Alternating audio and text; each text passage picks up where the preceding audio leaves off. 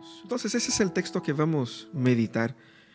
Hoy día el texto es en el Evangelio de Marcos. Vamos a meditar en el Evangelio de Marcos y quizás ustedes se preguntan, ¿pero por qué Marcos? Ya vamos a hablar con mayor detalle de por qué Marcos. Pero quisiera invitar a ustedes a que abracemos ese desafío de leer el Evangelio durante ese periodo de cuarentena. Son pocos capítulos, 16 capítulos solamente. Usted puede leer en familia. También queremos invitar a todos aquellos que nos están viendo, que quizás no son cristianos, que no conocen a Jesús y que quieren conocer mejor a Jesús, a estudiar Marcos con nosotros. Vamos a tener instancias online donde vamos a estudiar el Evangelio de Marcos específicamente con aquellos que no conocen a Jesús. Y bueno, si usted no sabe, la Biblia está dividida en 66 libros. Y uno de esos libros se llama Marcos. Le decimos Evangelio porque es una descripción del ministerio, de la vida y de lo que hizo Jesús. Y junto con el Evangelio de Marcos existen otros 3 evangelios más que son así conocidos los evangelios. Y Marcos es uno de ellos. Y es el texto que vamos a leer. Y usted puede acompañar conmigo. Dice, comienzo del Evangelio de Jesucristo, el Hijo de Dios. Sucedió como está escrito en el profeta Isaías: yo estoy por enviar mi mensajero delante de ti, el cual preparará tu camino. Voz de uno que grita en el desierto: preparen el camino del Señor, háganle sendas derechas. Así se presentó Juan, bautizando en el desierto y predicando el bautismo de arrepentimiento para el perdón de pecados. Toda la gente de la región de Judea y de la ciudad de Jerusalén acudía a él, y cuando confesaban sus pecados, él los bautizaba en el río Jordán. La ropa de Juan estaba hecha de pelos de camello. Llevaba puesto un cinturón de cuero y comían langostas y miel silvestre. Predicaba de esta manera: después de mí viene uno más poderoso que yo. Ni siquiera merezco agacharme para desatar la correa de sus sandalias. Yo los he bautizado a ustedes con agua, pero Él los bautizará con el Espíritu Santo. Eso es lo que queremos. Días mejores. Sobre todo porque estamos en cuarentena, algunos obligados, otros no. Y estamos en una condición de aburrimiento para unos, incertidumbre para otros, sobre todo una sobredosis de TV. Se acabaron las series ahí en tu streaming favorito. Los que tienen niños ya no saben qué hacer con ellos. Pero muchos que están viviendo estos momentos, están viviendo momentos con mucho miedo. Miedo es una de las cosas más presentes en nuestras casas en estos días. Porque es el temor de la enfermedad, el temor a la muerte, es el temor a la cesantía, es el temor a la escasez, es el temor de que un familiar cercano pueda fallecer y que nos veamos imposibilitados de estar ahí, a despedirnos de nuestros seres queridos. El miedo ha estado en los corazones de muchas personas en este tiempo. Pero también algo que estimula ese miedo y que a veces genera un tanto de frustración es el exceso de información. Fíjense ustedes que nosotros estamos por primera vez viviendo una pandemia en tiempo real. Tenemos los datos de todo el mundo. Seguramente usted, como yo, debe estar aburridísimo de entrar en internet y solo escuchar coronavirus, COVID-19, mascarillas, alcohol gel. Ya no soportamos más esas palabras. El exceso de información genera también el exceso de desinformación. La cantidad de fake news en nuestros días es brutal. Ya no sabemos en qué creer. Algunos dudan de ciertos cientistas y de repente los cientistas surgen con opiniones divergentes. ¿Y en qué creemos? El exceso de información también es un beneficio y un mal de nuestra época, pero que juntamente con esto viene una forma bien chilensis de reaccionar a esta situación, que son los memes. No podemos sobrevivir al confinamiento sin gastar de repente algunas horas disfrutando los memes que esa crisis ha generado. Fíjense que eso muestra la creatividad y la forma como nosotros buscamos encontrar un escape a todo eso. Pero seguramente usted puede encontrar, no ahora, después, en internet, varias músicas del coronavirus. La cumbia del coronavirus, el funk del coronavirus, el reggaetón del coronavirus. Bueno, y seguramente un montón de gente haciendo todo tipo de memes con la situación. Vivimos en ese momento raro, ¿no? Y la pregunta es, ¿cómo debemos enfrentar esa crisis? ¿Cómo debemos enfrentar esa crisis? Seguramente, si usted es cristiano, usted se ha preguntado ya cuáles son las directrices de la iglesia para enfrentar la crisis del coronavirus. ¿Qué vamos a hacer como iglesia? ¿Qué va a hacer mi empresa? ¿Qué va a hacer mi familia? ¿Qué va a hacer el Estado?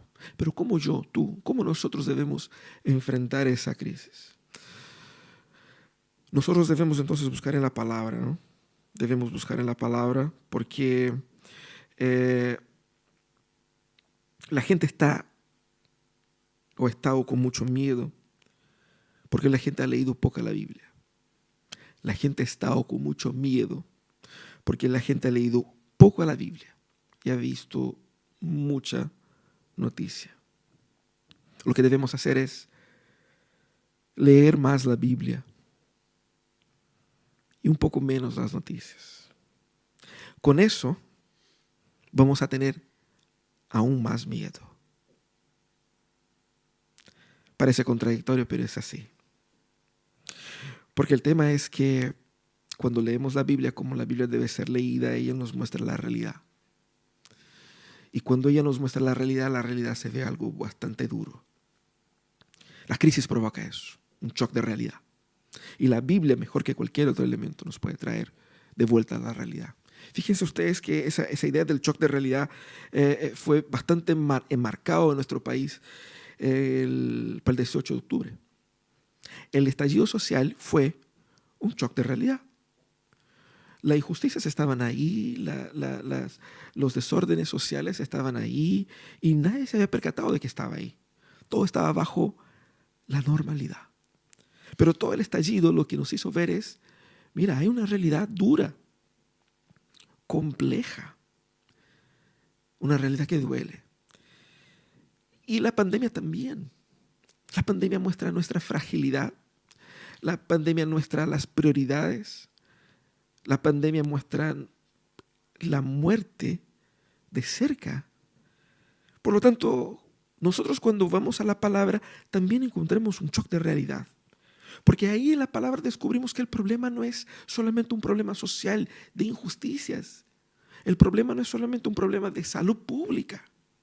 El problema a lo cual nosotros estamos viviendo y enfrentando es un problema en el cual todos los seres humanos hayan sido infectados, ellos fueron infectados, hemos sido infectados por una enfermedad. Y esa enfermedad ha generado y ha producido y ha generado muerte en nosotros. Y la consecuencia no es simplemente el colapso del sistema o la muerte física solamente, sino que la consecuencia de esta enfermedad que nosotros estamos todos infectados es la de muerte eterna. Es decir, es pasar toda la eternidad en el castigo eterno bajo la ira de Dios, en eterno sufrimiento.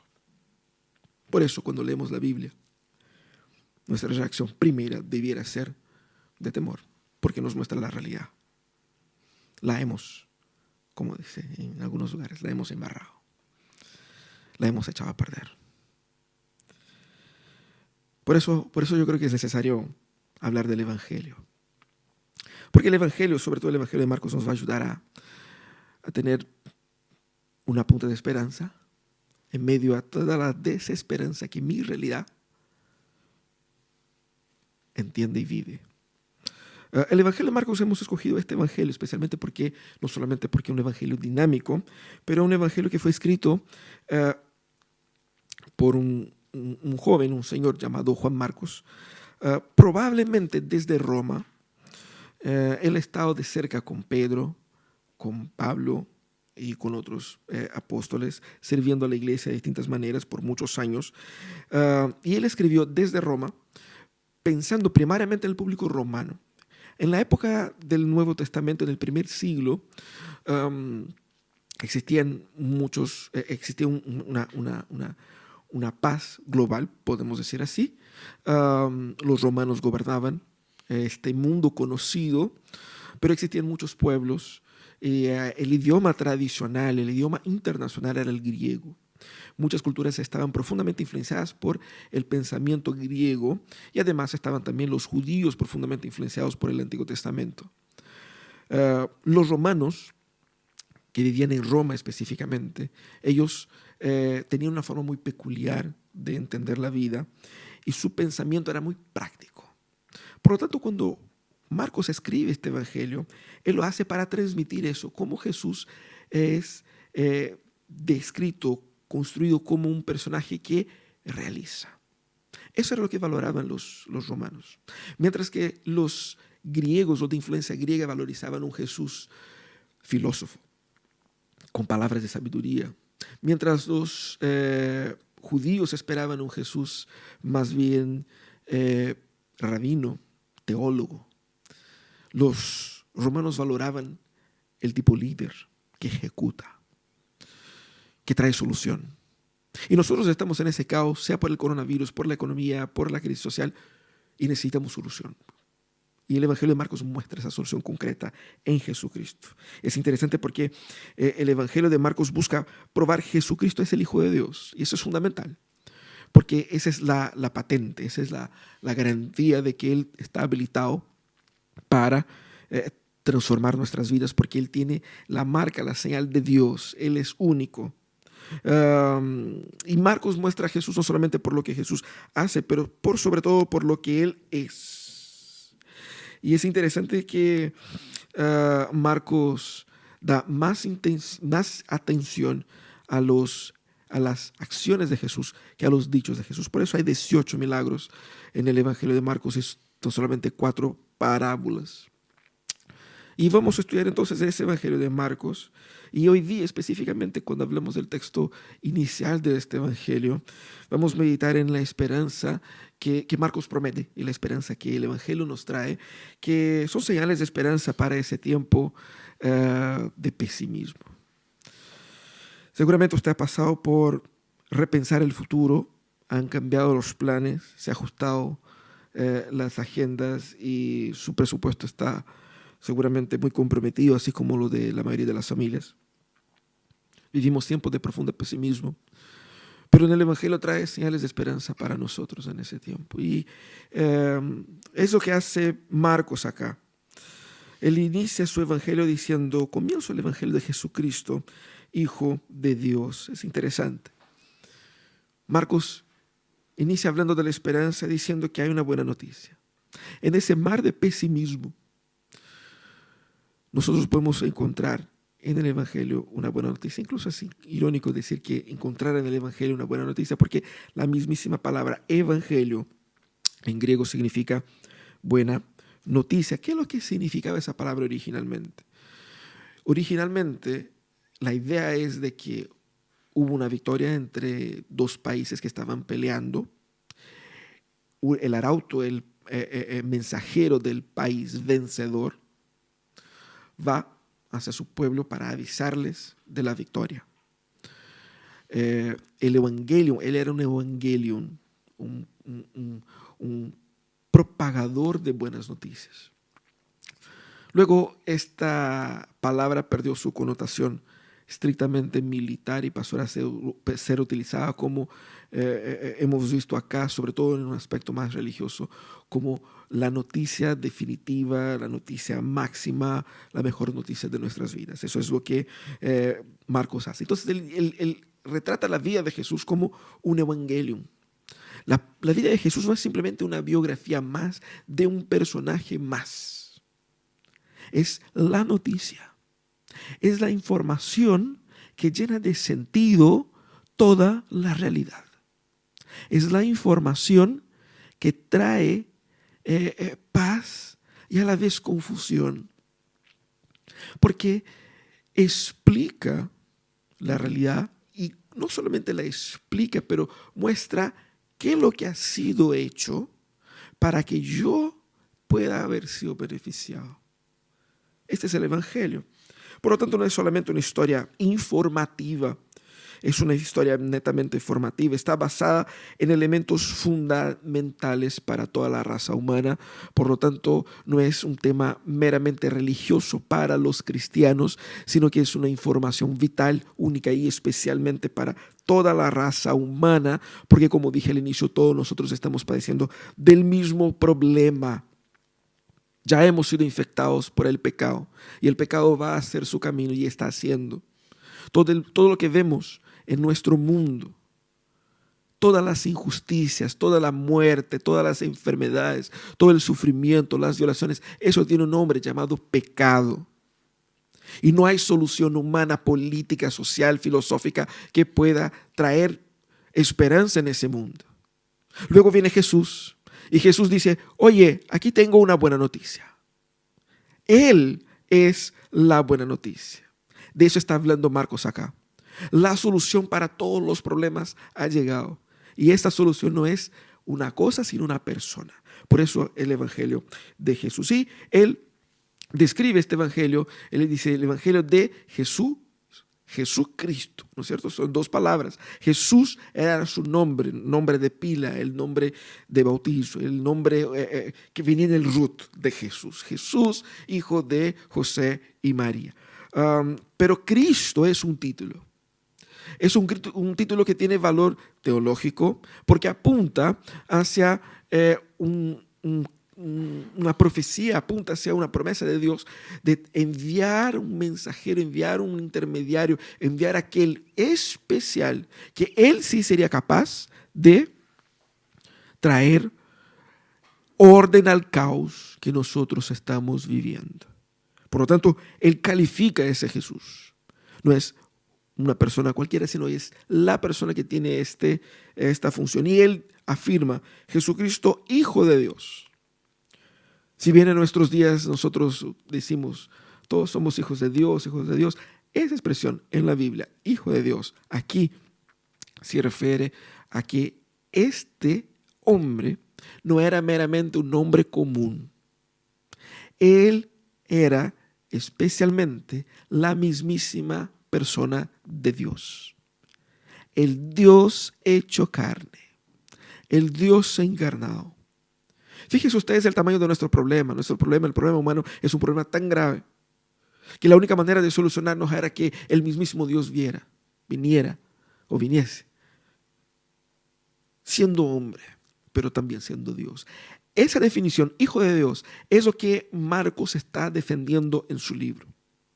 Él va a hablar durante todo el libro explicando de que Jesús es el Hijo de Dios. ¿Cómo? A través de declaraciones del mismo Cristo, declaraciones del propio Padre, en el bautismo, vamos a ver las próximas semanas, declaración incluso de demonios que afirman que Jesucristo es Hijo de Dios. Pero por último, la declaración incluso de un oficial romano. Allá en el capítulo 15, versículo 9 se ve cuando un oficial romano hiere a Jesús en la cruz. Él da testimonio de que ese era verdaderamente el Hijo de Dios. Porque la importancia de un oficial romano, los romanos están leyendo esto. Y con esto se dan cuenta de que, mira, eso no es solamente una idea de los judíos, sino que una persona con un reconocimiento para nuestra cultura que se ha reconocido esto también. ¿Para qué es importante entender a Jesús como Hijo de Dios? Porque el valor de lo que hizo Jesús depende de su identidad. El valor de lo que hizo Jesús depende de quién es Él. Y hay buena noticia, ¿por qué? Porque Jesús es quien Él dijo ser. Hay pruebas de eso. Eso es lo que está hablando Marcos. Por eso nosotros debemos enfrentar ese mar de pesimismo, reconociendo que hay una salida. Hay una salida. Hay una solución. Y esta solución no se trata de algo que tú y yo podemos hacer porque somos incapaces de traer una solución final y cabal al problema de la humanidad. La solución está en la persona de Jesús. Es decir, Dios ha decidido solucionar este problema y Él ha hecho todo lo necesario para ello.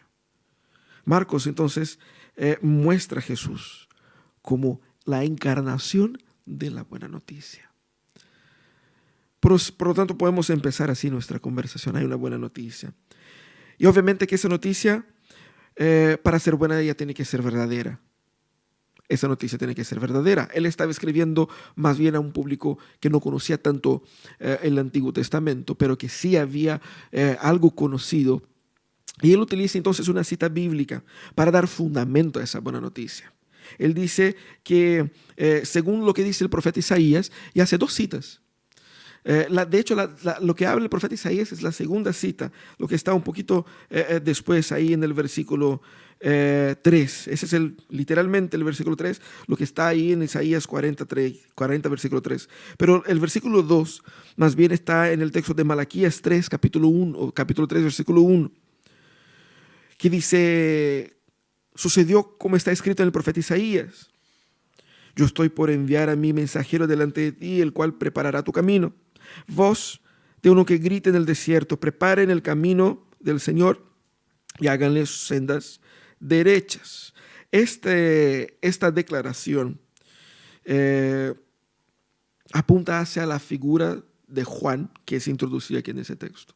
Todos los evangelios traen la figura de Juan, porque dentro de la profecía de la venida del Mesías, de la venida del Salvador, estaba el marco, la indicación de que el pregonador, el predicador, antecederá al Mesías, al Cristo, al Salvador.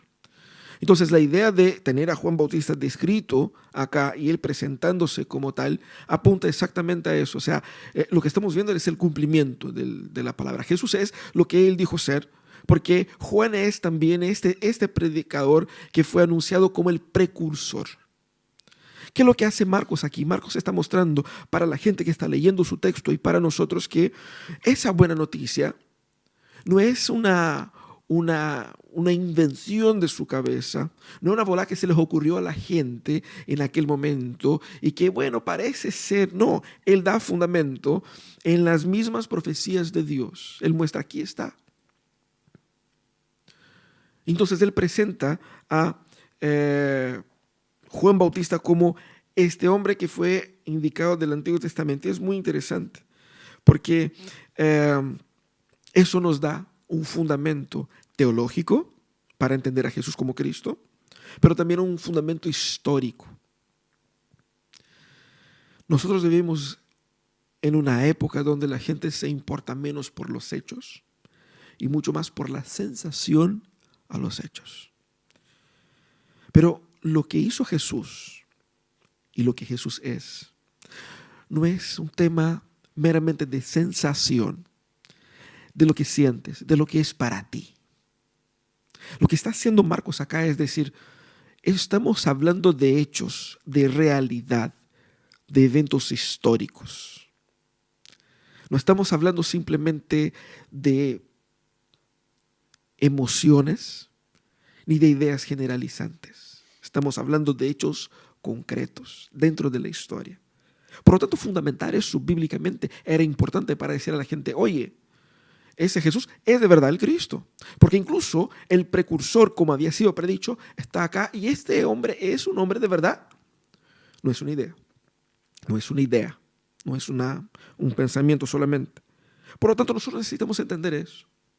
La Biblia, cuando nos habla de salvación, no habla de salvación solamente a tu manera, cómo te sientes.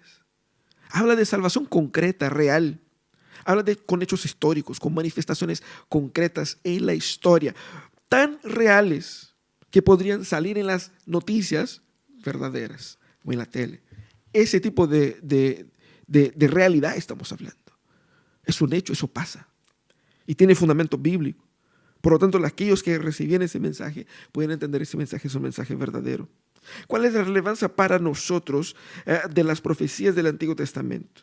No solamente que muestra que la fe cristiana está basada en una revelación progresiva, histórica, que está vinculada al cumplimiento de algo que comenzó en el inicio de la humanidad, sino que muestra también que este hombre está cumpliendo, Juan Bautista, está cumpliendo una función práctica fundamental, que es de generar un movimiento. Sabemos nosotros cómo los movimientos son. El movimiento del 18 de octubre que nació con algunos muchachos entrando al metro y se transformó en lo que transformó. Lo que hizo Juan Bautista es generar un movimiento espiritual, llamando a las personas a reconocer sus pecados, mostrando a las gentes que ellos estaban mal espiritualmente.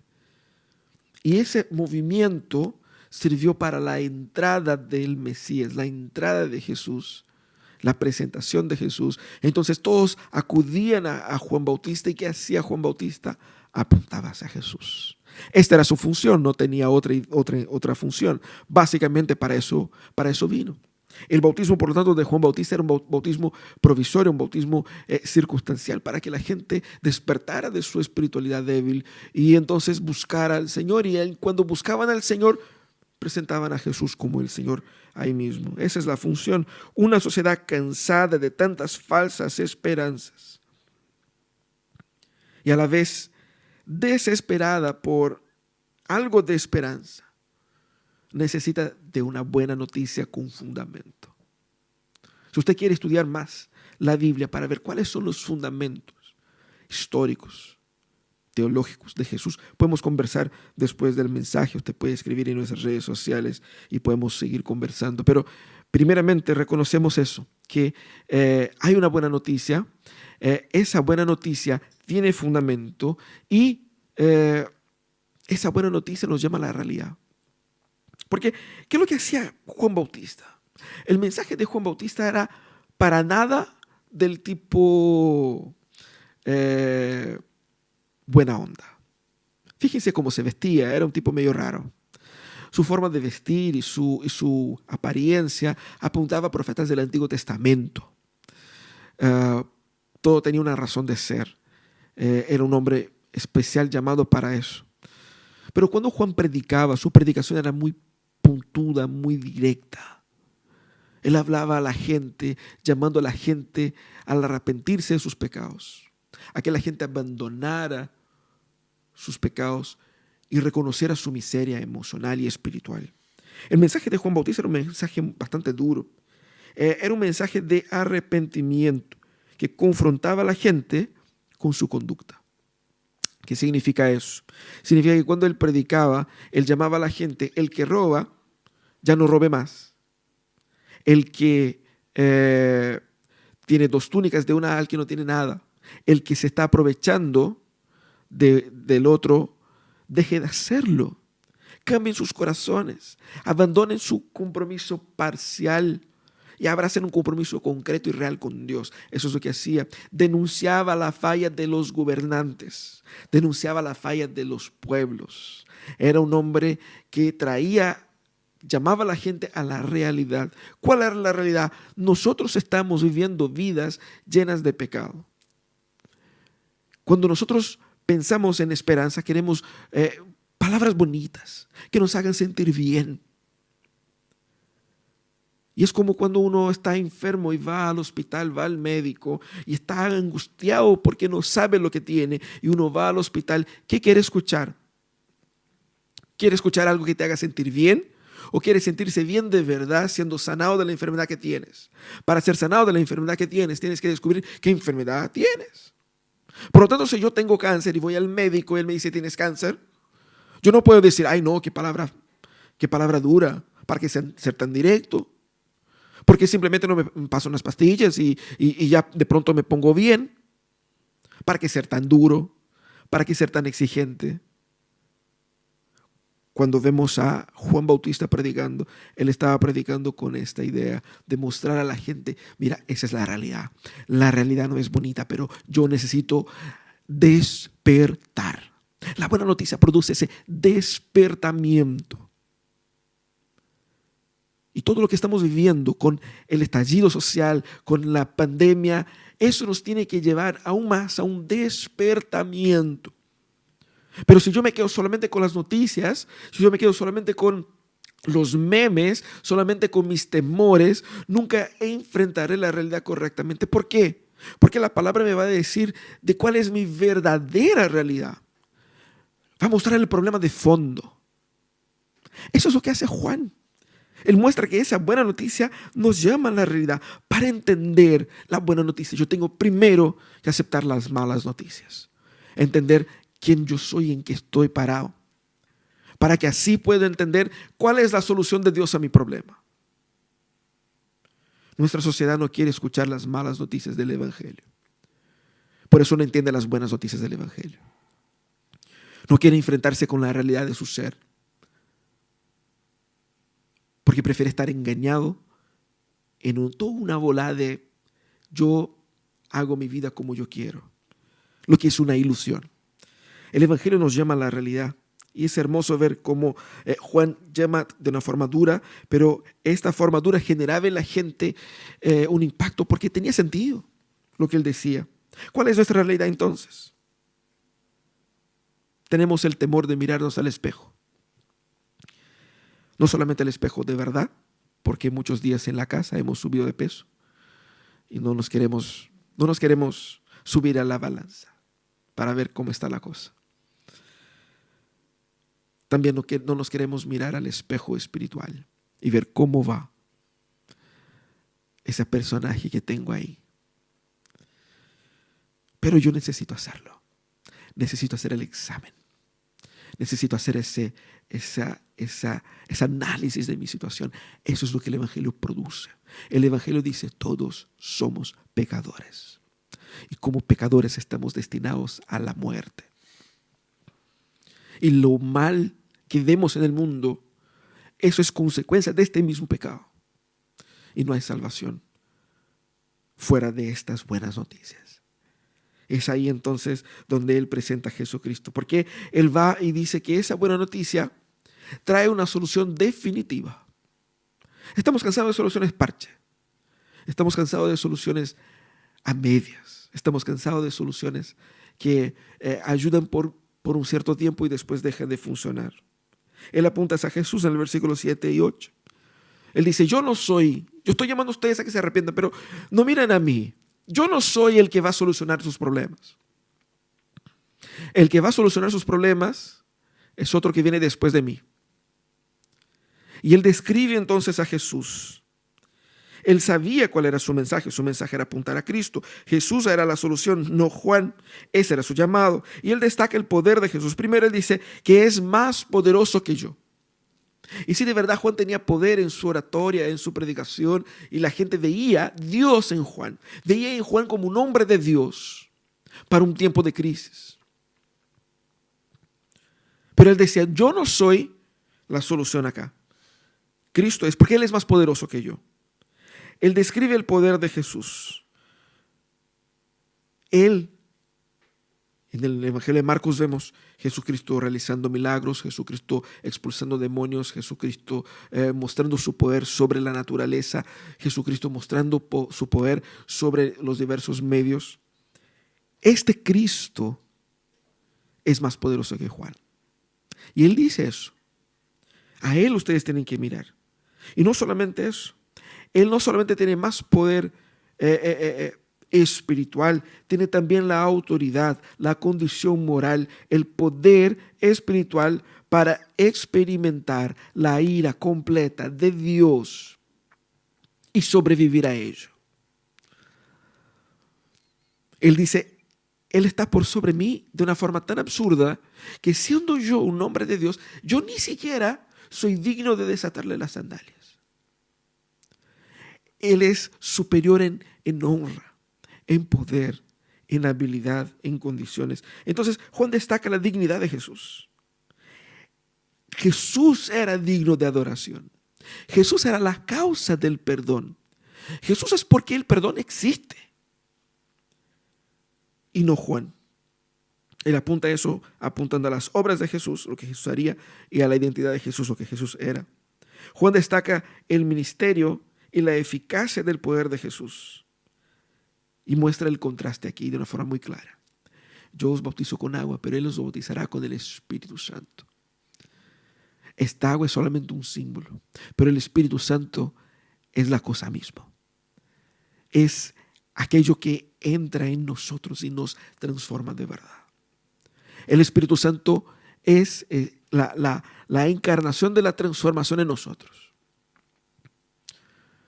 Es por eso que le apunta a Jesús. Es Jesús quien envía el Espíritu Santo.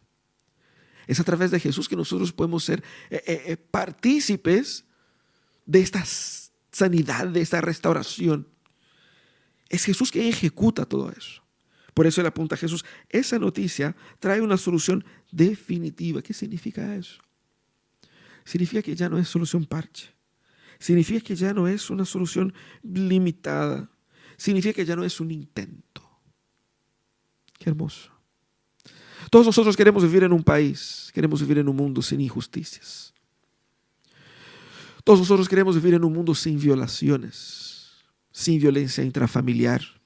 Queremos vivir en un mundo sin pobreza. Queremos vivir en un mundo sin enfermedades.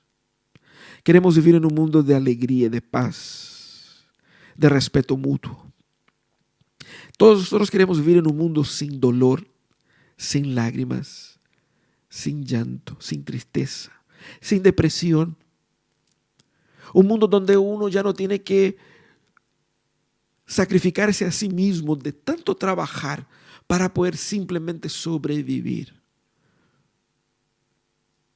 Pero ese mundo, tal como nosotros queremos construirlo, no existe. El mundo que Jesús presenta, este sí es el mundo real. Ahí sí ya no habrá dolor, ya no habrá llanto, ya no habrá sufrimiento. Ahí sí ya no habrá tristeza, ahí sí ya no habrá muerte. Porque ¿cómo solucionamos todo eso? La causa última de nuestros problemas es el pecado. ¿Qué hace Cristo? Soluciona el problema del pecado para que nosotros tengamos una solución definitiva. Es la única solución que hay. Es por eso que cuando leemos la Biblia tenemos que primeramente estar más amedrentados que cuando vemos las noticias, porque la realidad es más compleja.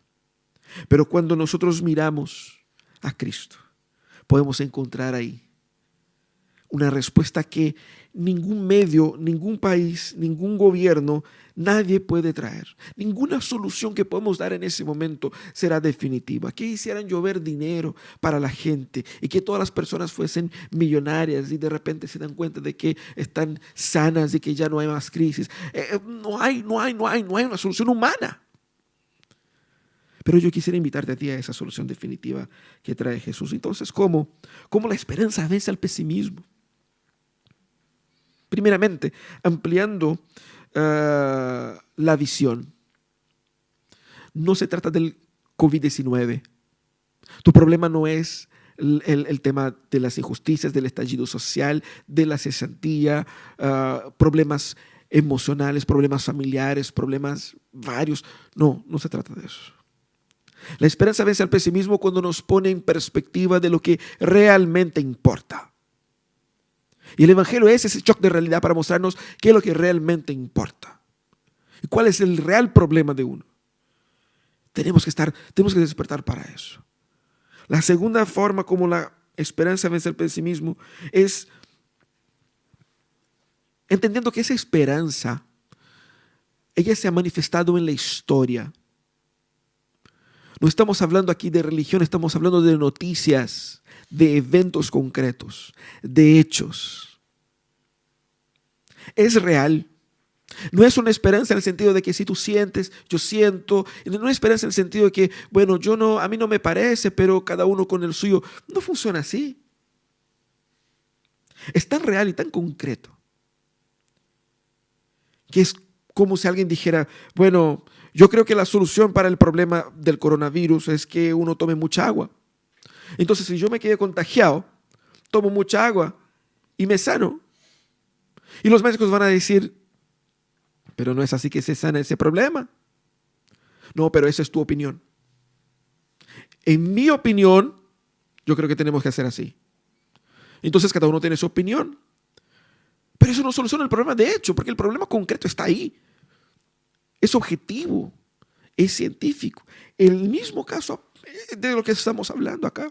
Esa esperanza de la que estamos hablando no es simplemente una esperanza que va en nuestras cabezas, en nuestros sentimientos para que nos sintamos bien. Estamos hablando de hechos históricos, concretos, teológicos, históricamente revelados y que están manifiestos en la palabra. La esperanza vence al pesimismo cuando nosotros nos permitimos ser confrontados con nuestro verdadero yo. Nuestro verdadero yo no es bonito. Cuando nosotros nos damos cuenta de nuestra miseria, nuestro corazón puede recibir la gracia y la misericordia de Jesús. ¿Por qué? Porque Él vino para traernos una salida de la miseria en la que estamos. Pero si nosotros negamos nuestra realidad, ¿cómo vamos a encontrar la salida? ¿Cómo vamos a experimentar eso? Te invito a que abra su corazón. Y no es bonito hacerlo. Porque si vamos según la Biblia, mirar quién tenemos nosotros delante de nosotros. A los ojos de Dios estamos mal. Pero esa miseria, cuando comparada con lo que es Jesús, y entendiendo que Jesús es un hecho histórico, concreto, visible, presente, acá para mí y para ti, podemos descansar en el poder sanador de Jesús. El poder sanador de Jesús. No es que va a sanar sus enfermedades que tienes ahora, no estamos hablando de eso. Obviamente que Él puede sanarte y puede hacer lo que Él quiera, pero estamos hablando de que Él resuelve el problema de fondo, no el problema superficial o circunstancial. Él te resuelve a ti. Él resuelve el problema de la humanidad. De eso estamos hablando. Yo quisiera invitarte a que en ese periodo de cuarentena meditáramos en el Evangelio de Marcos para llenarnos de esperanza verdadera, de esperanza transformadora. Te quiero invitar a cerrar tus ojos y quiero orar contigo. Vamos a orar y vamos a pedir al Señor misericordia porque yo necesito de ello. Yo necesito de esta salvación. Y si a lo mejor estás escuchando y nunca has tenido la decisión de decir, Jesús, yo quiero esta sanidad. Yo quiero esa transformación en mi vida. Yo quiero vivir eso. Te invito también a que cierres tus ojos y ore con nosotros.